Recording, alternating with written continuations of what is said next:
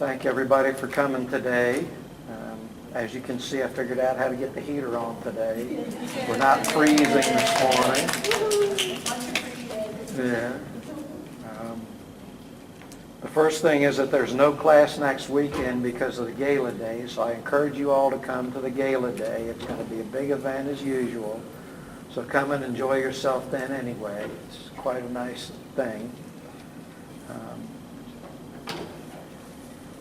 The lesson that I sent out last week was an interesting one. I hadn't read that in a long time, and thought that was kind of nice. I hope everybody had time to read it a little bit. What we'll do is we'll go around the class. Each of us will read a little bit of it, and then we'll make some short comments on it. How many did the meditation that I gave? Everybody have a try at that? Okay. I know I said that I was going to give the second part of that today, but I read it, and it's not just the visualization. There's a preparatory text that you have to read with the second part of that meditation. So what I'll do is everybody that's given me their email, I'll send it out. You can read it. I'll put the accompanying text with what I gave out last week so everybody can catch up that didn't get it last week. Just for those that are unfamiliar with what we're talking about, I had a tranced lesson from somebody in New Zealand in 1988, and it's a whole lesson about progressive meditation techniques that build your awareness, that teach you how to control your mind, how to control your thoughts, and bring in higher-minded thoughts with intention. And it's a very interesting meditation because it relies on a combination of visualization and thought processes that shifts the vibration rate of your mind as you embrace these techniques. It's very simple and it's on its face, but it's just like a series of movements for an exercise. A series of exercises will build your muscles in an unseen fashion to you until suddenly it's there. And it's the same way with these meditations. It's a progressive set of techniques that build one on the other, and suddenly one day you just look down and go, wow, that was pretty cool what's happened. So that's how these techniques work. It's a very interesting series of techniques. And I gave out the first one, and it's in this handout here. It's called Mind Study Lesson 1 for those that did not get it last week. It says Mind Study, and there's a brief text here of how to apply that first part of that meditation. I will put together the second part of it with all the accompanying text. These are excerpts from about a 200-page text. So I was trying to keep it simple, but the next part requires you to read part of the text. So I will convert that. It's an old typed text, so I have to scan it, proofread it, convert it to something that's able to be emailed, so that takes a little bit of time. Again, just the modern age of digital reproduction. It'll take me a little bit of time, but I will get it done by midweek this week, and I'll send it out with a link to the class today and the next class lesson. The class lesson that I sent out is the back pages of this handout, and it's called The Law of Memory, Imagination, and Inspiration. That's what we were going to go over today. So that's just the layout of what we're going to do in the class today. This class, for those that weren't here at the organizational one, is intended to develop the mind, the mental part of you, and the spirit. And it also talks about the body. The first lesson was on the glandular system and what happens with it when you move into meditation, when you move into different parts of out of your mind discernment, intuitive discernment. So we're addressing the physiological, the mental, and the spiritual. All are as important as the other. So this class tends to touch on all three each class. And you need to understand this. You need to be able to balance yourself. You need to be able to value and honor all three levels of existence. You don't suppress one to make the other ascend. That doesn't work. The body and mind need to be part of everything that you do. So I'm trying to address that. So next, in the email, you'll get the meditation technique and the accompanying text, and you'll get a written lesson similar to the law of imagination that I sent out. To begin with, I'd like us to do just a centering meditation. This is one where the group comes together with a single purpose, and it builds a bit of trust with the group. So we'll create that for a moment here. Just follow it. It's a short meditation. It doesn't take much time. So we'll do that now. I'd like you to just begin to start with feeling the breathing, rhythmic breathing. We talked about that a little last week. Rhythmic breathing is what balances the physiological part of your body. So balance it, make it centered as you begin to move into this part of the meditation. And just begin to feel yourself relaxing gently. Just the normal rhythmic breath causes a normal state of relaxation within your body. As you begin to feel this normal state of relaxation, we'll begin to visualize the level of sensitivity. Feel it begin at the top of the head with the hypothalamus gland, gently feeling it as it begins to come into alignment with the purpose we have here today. As it flows now, breathing rhythmically, gently and easily, down through the upper mind, and it begins to vibrate the pineal and pituitary gland gently with intention. We begin to stimulate this glandular center. Some people call it the third eye, and you begin to feel that gentle vibration rate of attunement as those two glands come into a harmonic vibration rate, moving down the neck into the thyroid, feeling the thyroid gland as it begins to become sensitized. This is where the sense of the personality begins to become involved in this. The seat of the spiritual personality, the seat of the physical personality. As this begins to become stimulated, it too begins to sensitize different areas of the body. Gently flowing down now over the chest, stimulating the thymus gland, also referred to as the heart chakra. Feeling the thymus gland as it begins to sensitize and stimulate and connect to the entire nervous system.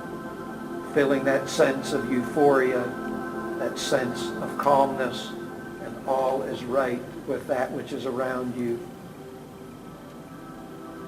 As we begin to feel that sense of calmness flowing over our arms and hands, it begins now to move down through the center of the body, gently over, stimulating the adrenal glands. As this part of the body begins to become stimulated and release the sensitizing chemicals to make your senses reach out and extend. You feel those hormones, those sensitizing fluids moving through the body, feeling your senses, the sense of touch, the sense of feel, the sense of mind begin to extend and expand. Flowing down now through the lower part of the body, relaxing the intestines and moving down into your sacral region, sensitizing the lower part of the body, rooting you to the ground here, feeling the magnetic energy of the earth as it too begins to become part of this meditation, the normal existence of the physical. Breathing this now, feeling this as it begins to become a whole experience, as a wave washing over you from head to toe, breathing rhythmically. We now feel ourselves into a state of extended sensibility and sensitivity. And within this, I want you to put your mind to the one to your left first with your eyes closed. Sense their existence. Feel that spiritual self of them. As you see them as a spirit, feel them as a spirit.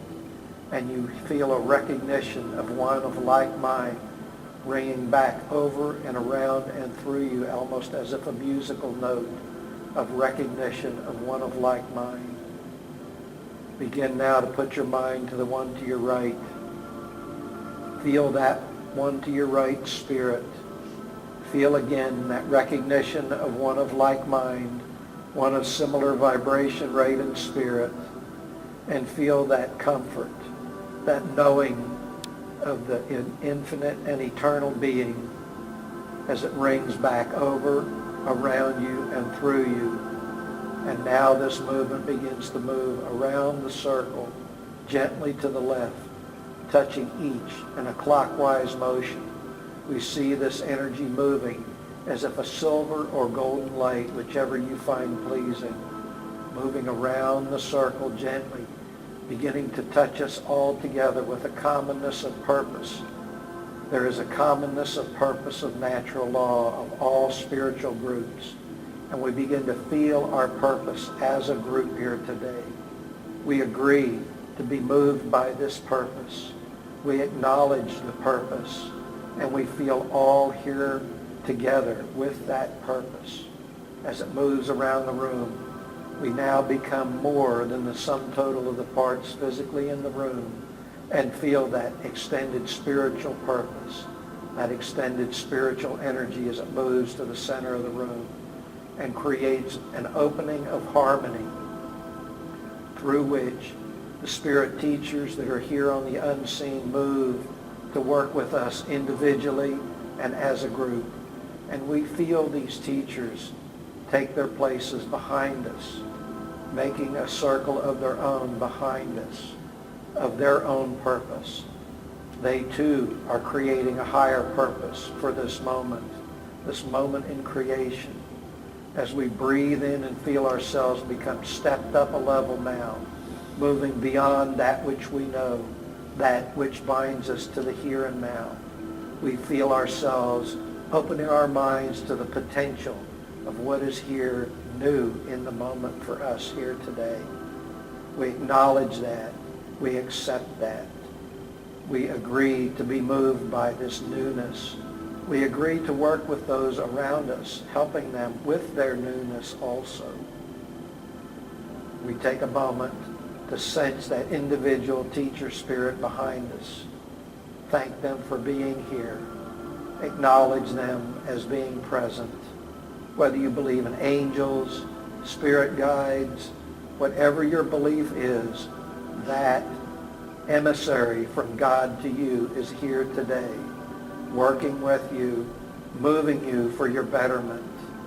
And as you feel that love moving from them through us to the center of the room, it now flows back as a wave onto each one of us, lifting us, relaxing us, making all thoughts of individuality drop away, all thoughts of limitation dropping away, allowing us to be that spirit, that purpose here now.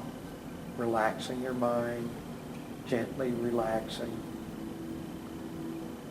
Now beginning to become back to the one, moving back to the here and now. Breathing in this heightened awareness, not sacrificing the heightened awareness as you re-engage the senses.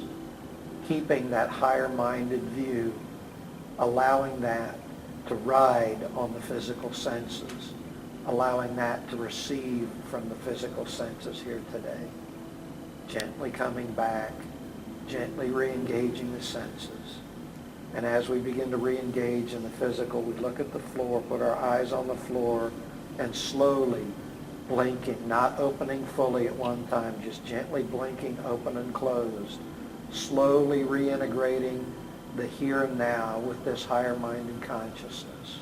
Slowly bringing yourself to the now, keeping the higher-minded sight, keeping the higher-minded inspiration within that which we do here today.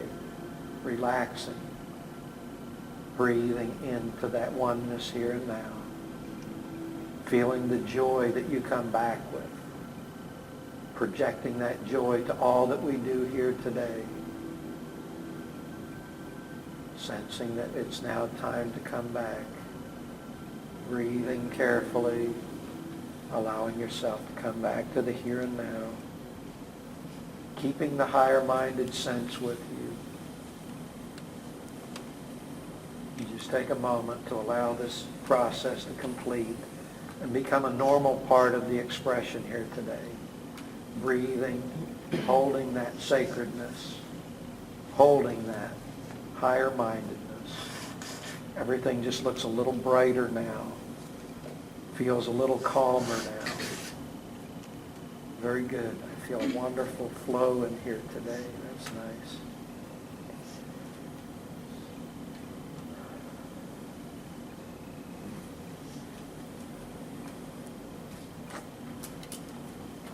In keeping with this meditation, I would like just for those that did that meditation that we sent out, perhaps we can talk a little bit about that so that those that are going to use it in the coming week that didn't do it, they have a little bit of a help with what to expect. With that meditation, there's two affirmations. They're kind of wordy in my opinion, and I was talking to Sheldon about that, and he's done a little bit of psychology work, and he knows a little bit about the workings of the mind, and he made a very important comment that when you try to memorize things and then you try to draw on that memory, you're getting back into your physical mind, so you're defeating the very purpose of trying to bring in a higher vision. So what I suggest you do when you do that meditation, the intention is to open your mind to a higher source. So however you feel, whatever kind of prayer, whatever kind of saying you want to say to start the meditation is fine. It's an opening intention. It's a dedication of you for the moment of the visualization. So you don't have to memorize that affirmation word for word. I don't do well with that either. So don't feel bad if it didn't work too well with you. And when you close it, it's more a thanksgiving, an acknowledgement of the process you've just been through. Thank you for the process. Thank you for the gift that was just given to me, is basically what the closing affirmation is in a nutshell.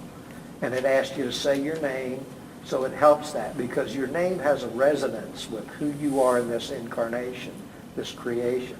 So when you do those affirmations, you don't have to memorize it. Just an opening intention, agreeing to open your mind, because part of natural law is that you are in control of all of your levels of existence at all times.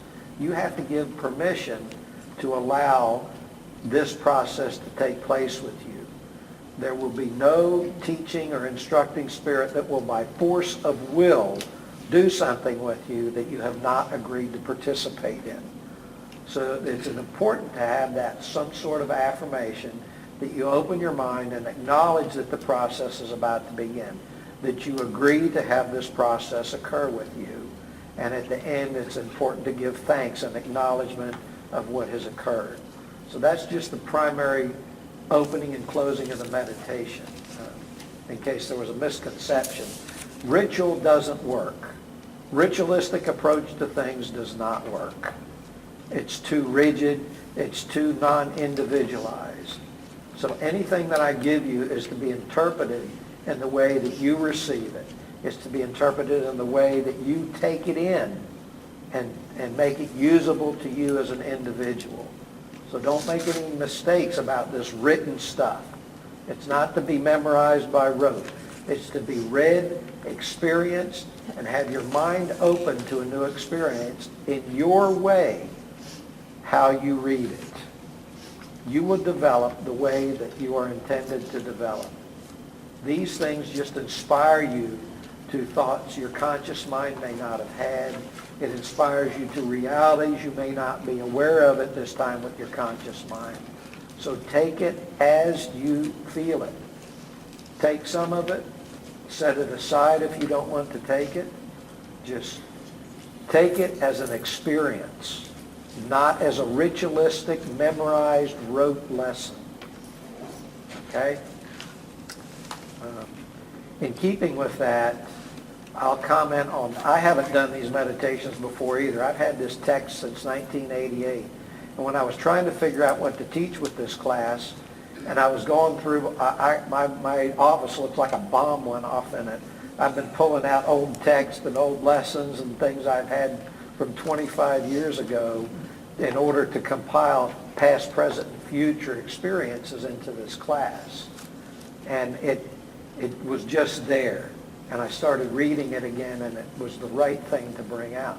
And it's the same way with that lesson I sent out last night. I must have 100 of these types of lessons that were given to me when I was beginning here by a group called the Rosicrucians. So I don't know if any of you are familiar with them, but they're not very much in existence anymore. Some of my early teachers were Rosicrucians, and they had these lessons. They didn't come out of that books of the Rosicrucians, but they were a teaching tool that they used. So that lesson, too, came to me to send out, and was very much in keeping with what we're trying to do here. So with this meditation, what I experienced was I noticed the type, it says, the meditation says to do an affirmation, open your mind up, see yourself as a goblet or glass, raising that up to the divine energy, and allowing that divine energy to fill that glass or cup, whatever you visualized yourself as, with silver or golden light until it overflows. And what that does is then you, after you've done that, it's what they call a single pointed focus of concentration is what it's called. And they teach you to focus your mind on a specific energy. So it's interesting what I visualize myself as. Now I'm going to tell you, I don't drink and I don't smoke, and I haven't for almost 40 years. But what I saw myself as was a wine glass, the symbol of a wine glass. It had a thin stem on it, and it had a goblet type top, almost like a martini glass. And I was thinking about that.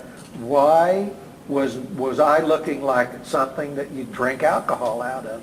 But then I realized that those glasses are made out of the purest crystal, and that was actually how I was seeing my soul and my eternal being was as pure crystal. So I'm interested what other people saw themselves as. Does somebody want to share what they saw themselves as? Sheldon? Yeah, I had the same image of, it was like a really large, nicely stemmed glass, wine glass or champagne glass, curved. And the word that came to me was the divine feminine. It had to do with being receptive to the energies at hand. And it really did, I really did, the monkey mind was gone. I mean, it really did help focus on that light. Yeah. So. Good. Does anybody else want to share what they saw themselves as? Jackie? Well, I read all the instructions one day, and then the next day went to do the meditation and go to my meditation place and didn't bring the instructions with me. So when I did it, I just envisioned the light coming into my actual body. That's how I envisioned it, and I just had the light fill my whole body. Well, that's similar to what the next exercise is, so I would probably ask you to use the glass externally, because there's a progression to the visualizations. Like I said, it's like an exercise routine, and you kind of have to get the form right to get the benefit right to a certain extent. I know I said that take it as you understand it, but I would, the visualization of the image pretty much needs to follow the prescribed methodology to make the right effect. But meditation of any kind is great. Deborah? I saw a very thick glass with like a pattern in it, but I saw, it said to see it very crystalline, and it was, beaming out from the whole thing. But it felt like it had a lot of history in it, kind of like from the King's days, kind of like what they used to drink mead out of. Only it was crystal, and it had a thick stem and then a base, and that's what I saw. Good. Shirley? I saw a crystal goblet very similar. It had a lot of facets, and I tried to envision a very clear thin, but I kept going to the thicker, as I said, faceted glass. Good. Anybody else? Alex? I have to chime in with the pink lady because I had kind of the same thing. I was taking the notion of it coming into my head and my head. So I appreciate the correction because it probably would work out well later on. Well, like I said, it's a progressive meditation, and there's a test at the end to tell if you've accomplished the purpose. That's what's good about this, is there's a test visualization that you can do. And if you can do the test visualization, then you're ready for the next step. So it's not just, well, I think I'll try the next step. There are progressions, and there are actual test meditations to see if you've accomplished the purpose of the first meditation, which is unique to anything I've ever experienced with meditation techniques. Yes, John? I kind of saw the same thing, but I saw the goblet, and then the goblet was filled with light, and then the light poured into me. And at the end was a golden faucet with gold running out of it, and for me to, at the end, to turn off the faucet. That's interesting. Anybody else want to share? Karen? I had the crystal and I envisioned the gold coming in, and what happened was all of a sudden the goblet disappeared and I became translucent with the gold and the light. That's almost like the test that you do to see if you've accomplished it. Did you read the test? No. It's very similar to that, to see if you've accomplished the meditation. So you got it all in one pass. That's pretty good. All right. Charles? I had like a big fruit bowl, really, really heavy, but it was a beautiful crystal, and it had a lot of little sharp points on it. And when I held it up, I couldn't hardly hold it up, it was so heavy. And then the golden came out of it like almost like honey, and it just poured on me, and then I would soak it into my body the way I felt it. That's interesting. Yeah. Like I said, it just poured down over me, and then it would soak in. When it soaked in, it turned white. That's what I saw. It's really heavy goblet. Well, it's very interesting about all of these visualizations because you're able to see it, you're able to experience it.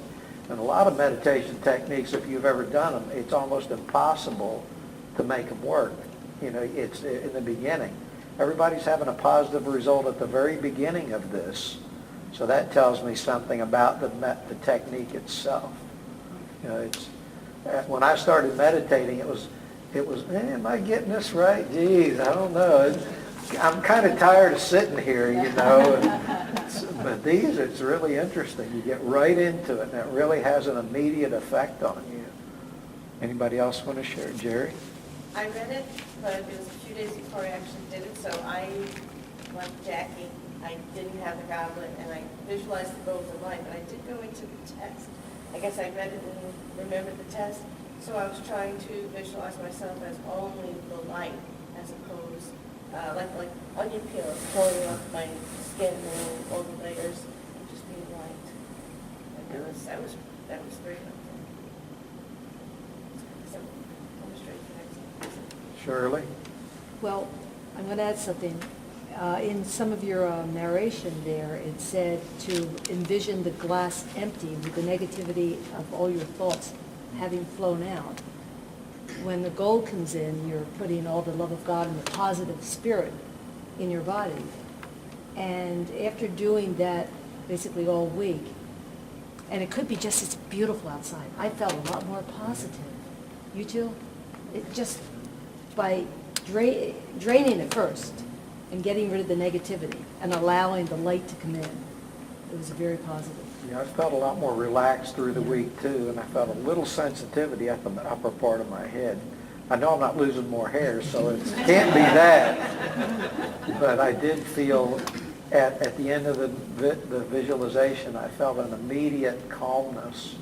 And I got a very hectic job. And like I said, I was never flustered. I was never rushed.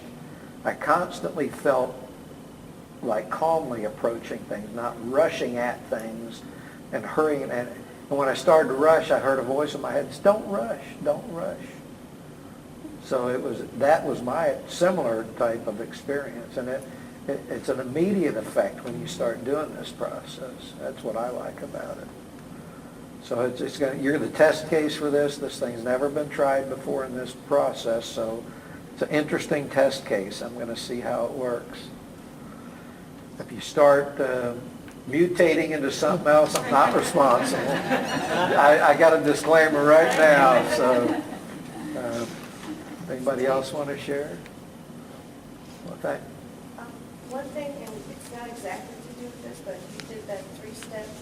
Right. With the Energy, Tai Chi and right. the Zen, and I was doing that every day this week, and that really gave me tremendous boost. Made me more conscious. What Jerry's talking about is I taught a technique for building physical energy through movement and breathing, a 3-step process. And it boosts your energy, your physical energy, your psychic energy for about 2 hours when you do this.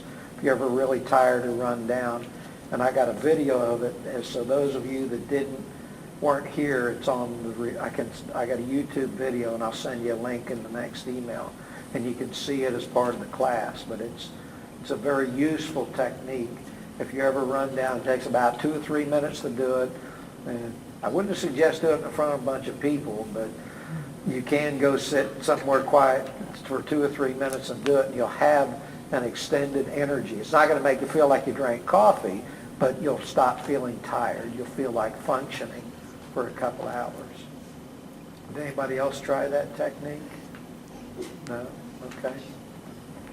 Thanks, Jerry.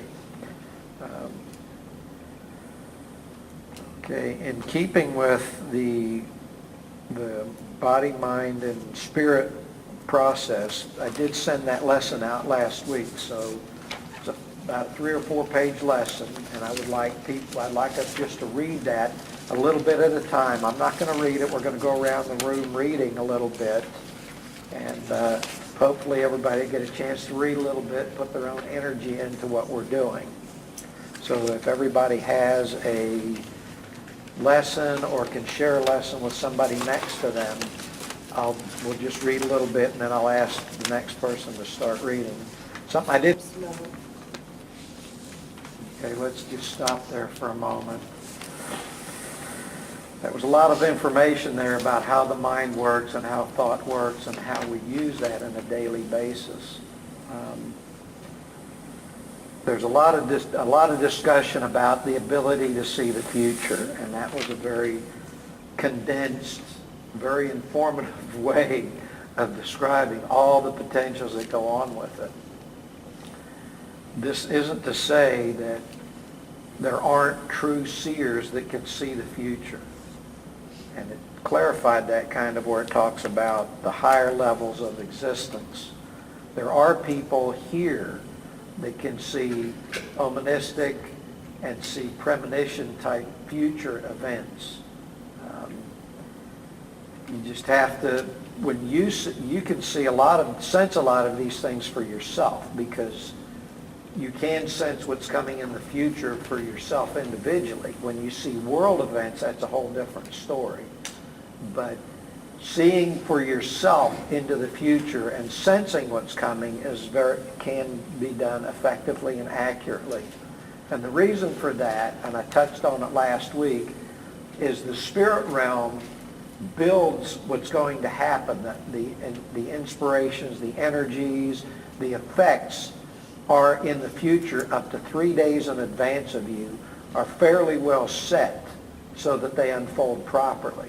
There is no time in the spirit realm. It's all the same to them, past, present, and future. And it's just as real, all the different phases. Now that doesn't mean your future's set, and you might, and I'm not talking about predetermination of your life. I don't believe in that. But 3 days in advance, the eventualities, the energies, the choices you've made today have set things in motion, and they're in the future creating their part to make this part of your life unfold. So it is possible to sit in meditation, feel a sense of a happy event, feel a sense of a challenging event that's coming. You can feel the sense of what's approaching you. But again, it talks here about not over-extrapolating, don't get fearful. There's a lot of that in there. And our conscious mind tends to do that, become fearful about things that it's unsure of. That's the instinctual reaction of it. So it is a useful tool to put your mind towards the future and sense in a general fashion what's coming.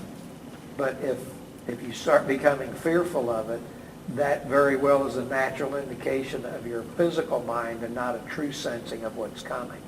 Spirit's not going to project something fearful to you. That's your interpretation of it through your instincts and through your senses. That's what fear is. Fear is not a spiritual interpretation at all. So you have to get beyond the fear and begin to see. It may be a challenging event rather than a fearful event. So move beyond the fear if you become fearful when you're sitting in meditation. That's always the mental mind's reaction to things it's not experienced with. It's a natural reaction to it. Until you become so second nature with your spiritual principles that the fear is there, but so also is the knowing of the Spirit. And again, last week I hit on this, where this whole craft is just like martial arts. Repetitively remembering how these processes work will allow part of it to be second nature to you in moments of duress or immediacy. It's just like learning 50 moves in martial arts. Something happens sudden, you remember 4 or 5. You don't remember all 50. You remember 4 or 5 that are second nature to you that react to the situation in front of you. And the repetitive thinking of spiritual things, the repetitive reminding of spiritual things to the conscious mind does the same thing. It ingrains a handful of the multitude of spiritual disciplines you hear to the second nature of your subconscious, to be used in a second nature fashion without thinking about it. And the things that you bring out second nature are going to be hard to know until it brings them out, because you are as an individual. And it's just like in martial arts, the 50 moves you learn, 5 people are going to learn 5 different second nature moves of the 50 because of who they are as an individual. There's no pat, prayer, incantation that's going to work in every situation. So you have to have you as a natural spiritual being ingraining what's natural to you in the subconscious through repetitive meditation, reading of spiritual text, and you will take in that which will become second nature to you. And this applies to mediums too, the people that are studying mediumship. All the classes you're learning, you will take in parts of it that will become second nature to you. And that is who you are as a mediumistic reader or as a healer. That which becomes second nature. And you'll know when you're doing something by rote because it will feel wooden. It won't feel rhythmic. It won't feel flowing when you do it or say it.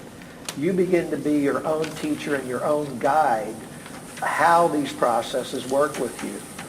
So be involved, self-teaching about these things. That's where the most teaching occurs, is you realizing these things about yourself. Self-realization. So I would like to ask you to read over these texts and highlight parts of it that speak to you when you read it. And it's not going to be the same parts that somebody else highlights. It's not even going to be the same parts that speak to you a year from now if you reread the text. So you're learning, you're growing. It's a living process. Okay. Yes.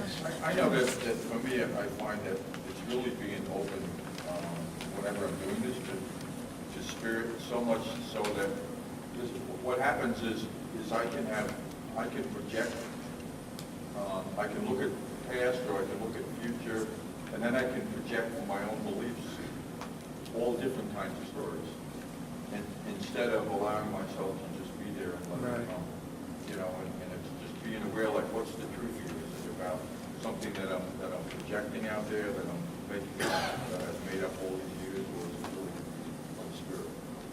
So it's always being mindful for me of that. You know, where am I at that particular moment? What am I projecting into this? What's coming from my ego and not from the spirit?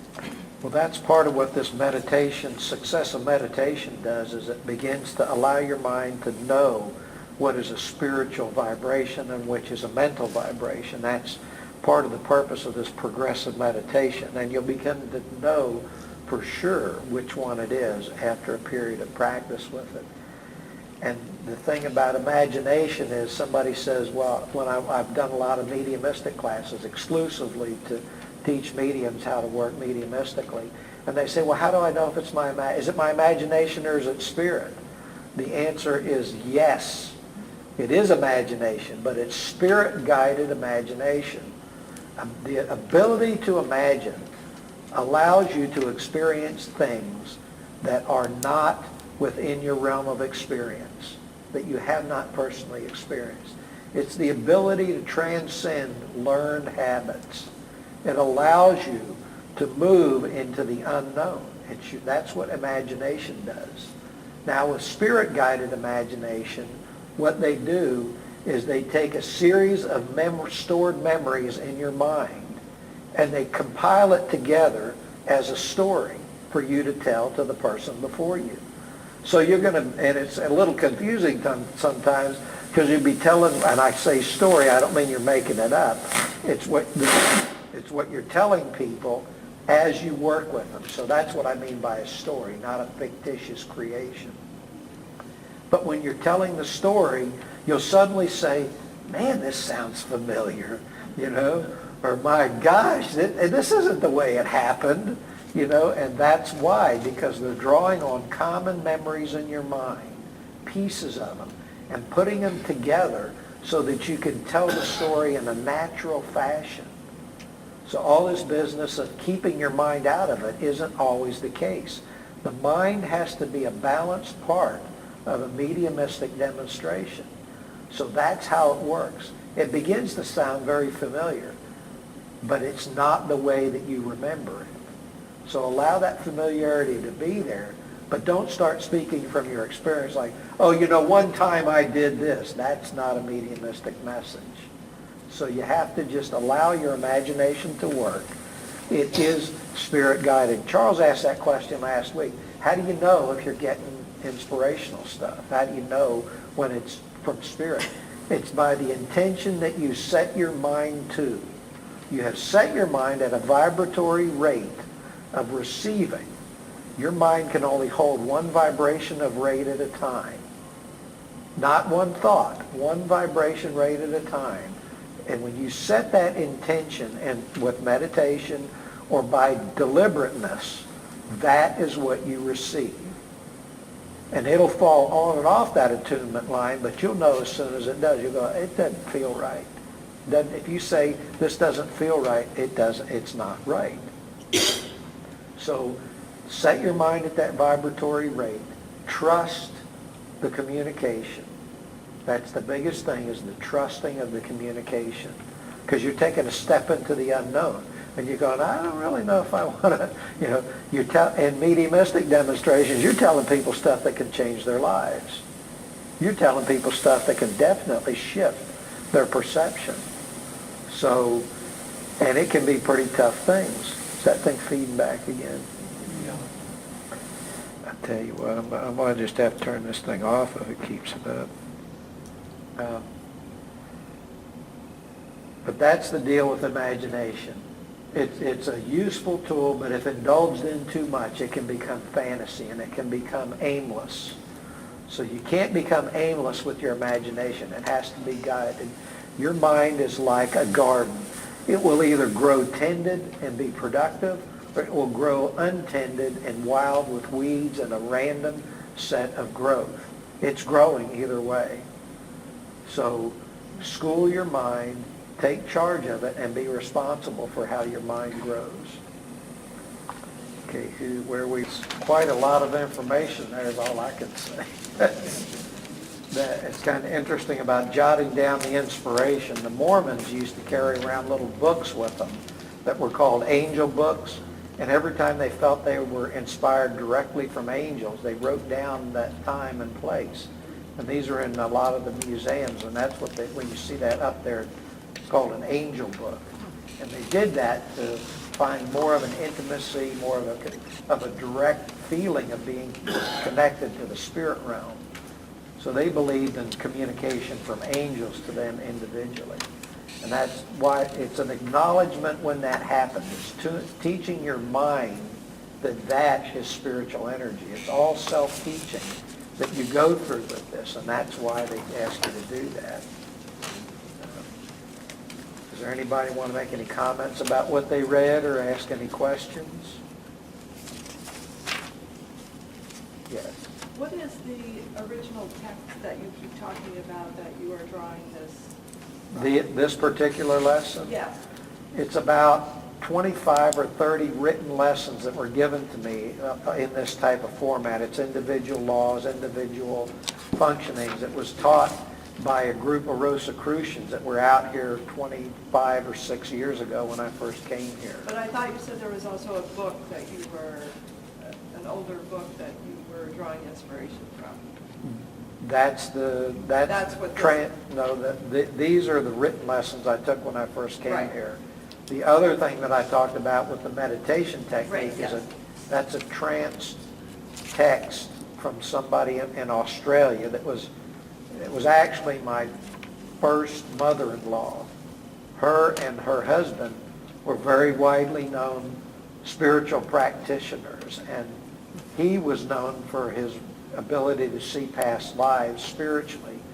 There were actually buildings in Rome discovered by some of the reincarnation readings he gave, because he gave street addresses they lived at, the entire family's name, what they did as a craft, where they lived at. I mean, this was hundreds and hundreds of years ago. He's given this kind of detailed information.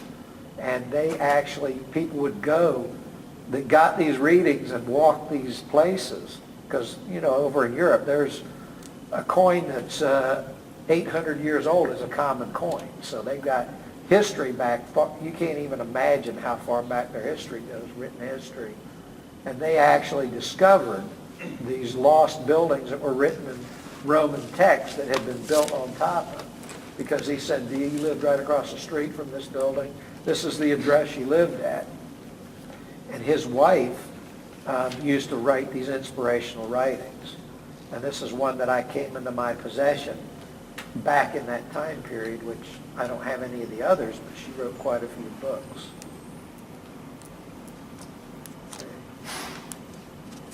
Sheldon.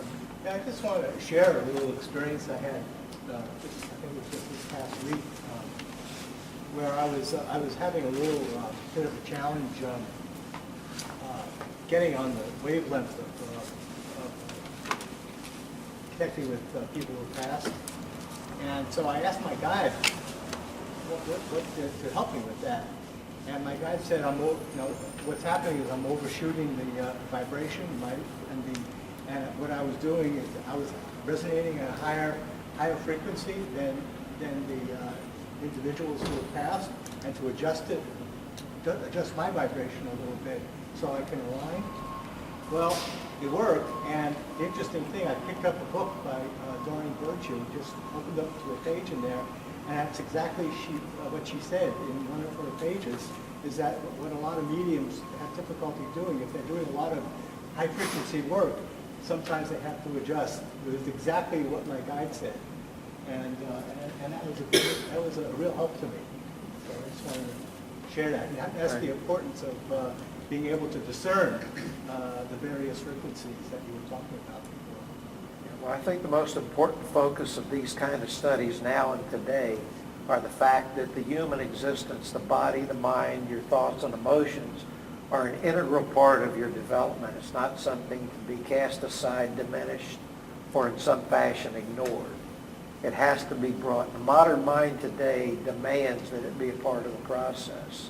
And the DNA of who you are, the cellular structure of who you are, the magnetic connection of who you are is such an integral part of all of this development that you have to be able to pay attention to all of it. You really do. We'll take a short bathroom break here, come back.